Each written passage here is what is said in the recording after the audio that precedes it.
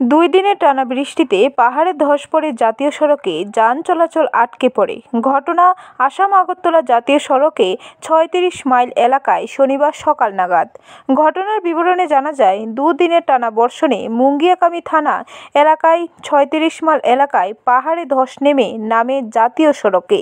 ফলে আটকে পড়ে দূরপাল্লার পণ্যবাহী গাড়িসহ যাত্রীবাহী ছোট বড় বহু গাড়ি।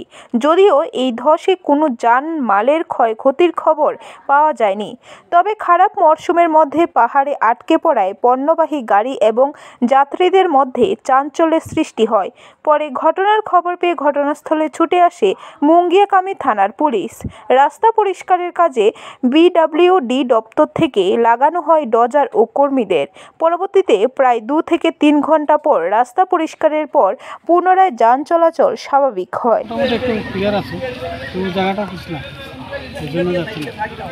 কোন এলাকা এটা? 36 মাইল মুঙ্গিয়াকামি পিএস। পিডব্লিউডি থেকে বা এর থেকে কোনো চলতেছে কাজ না? কতক্ষণ লাগবে মনে করেন রাস্তা ক্লিয়ার হতে? ব্যুরো রিপোর্ট, খবর ত্রিপুরা।